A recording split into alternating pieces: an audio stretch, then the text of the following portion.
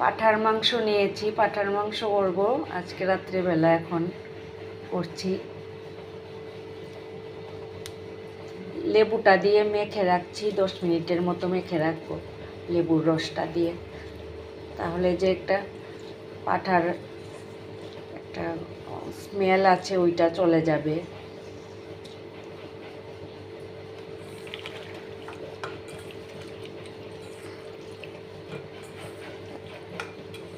তারপরে চিপে ফেলে দেব রসটা।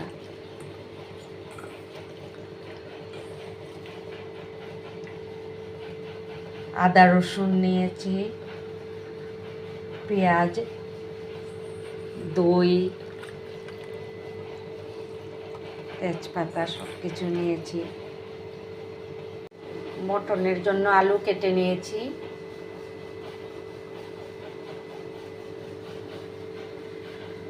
এলাচ দারচিনি নিয়েছি। লাইটটা একটু কম, আমার আরেকটা লাইট হোল্ডারটা নষ্ট হয়ে গেছে, সেজন্য অন্ধকার অন্ধকার লাগছে একটু। পাঁঠার মাংসটা এখন চিপে চিপে নিচ্ছি। 10 মিনিটের বেশি হয়ে গেছে, প্রায় 20 মিনিট হয়ে গেছে।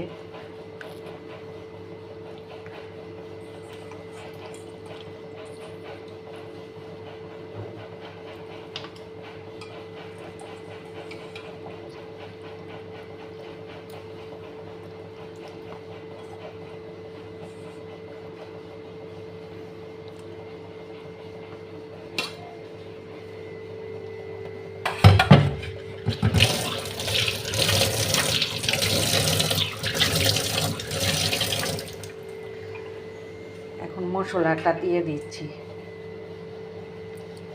একটু অন্ধকার লাগছে, ভালো লাগছে না।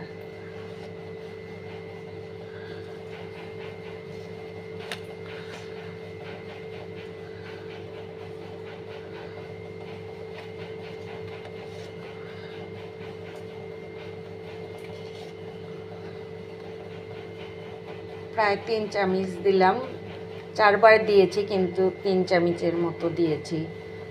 প্রথম ভরে দিয়েছি 2 চামচ, তারপর অল্প অল্প দিলাম। লঙ্কা গুঁড়ো 1/2 চামচ দিচ্ছি।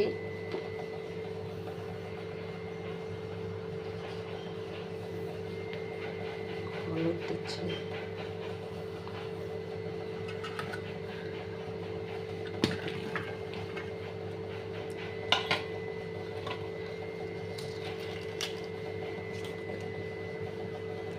তেজপাতাটাও দিয়ে দিলাম।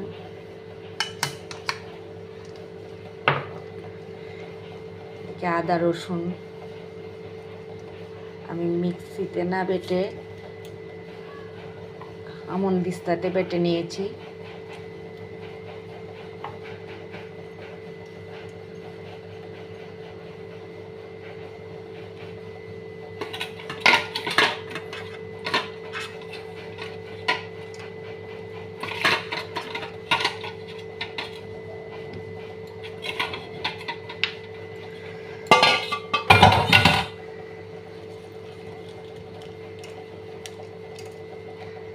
দইটা দিয়ে দেব এখন।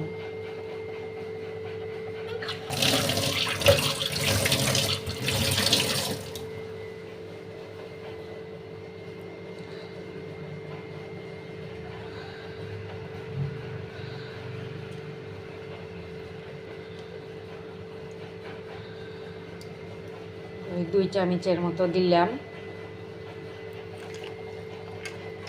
সব মেখে একটু ঢাকা দিয়ে রেখে দেব, আর এদিকে আমি আলুটা ভেজে নেব। এই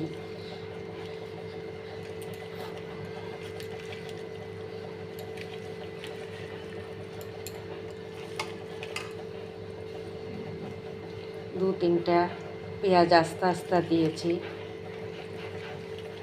ছোট ছোট পেঁয়াজগুলো।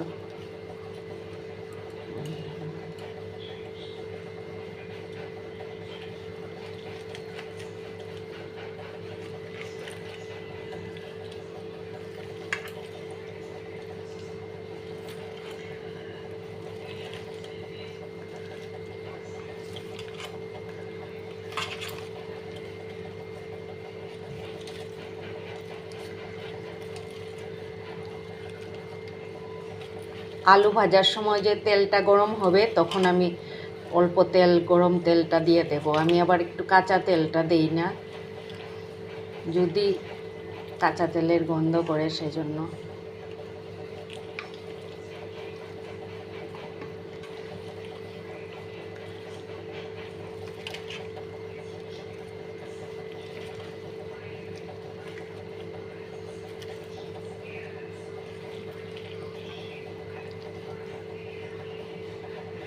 এখন একটু ঢাকা দিয়ে রাখছি, আলুটা ভেজে নেব।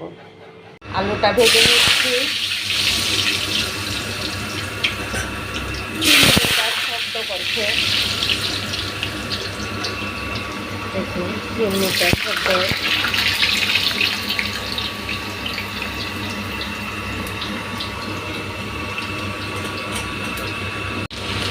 হলুদ দিয়ে মটনটা দিয়ে দিচ্ছি।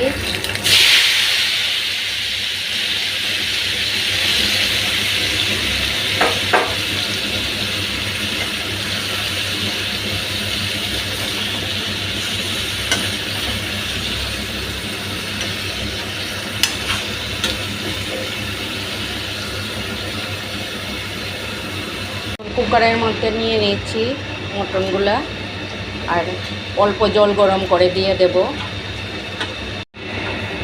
কুকারের মধ্যে আলুগুলো দিয়ে দিচ্ছি, গরম মশলাটাও দিয়ে দিচ্ছি।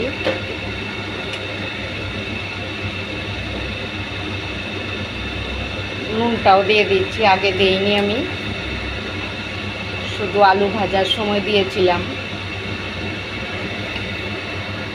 এখন কুকারটা বন্ধ করে হুইসেল দিয়ে দেব 3-4টা।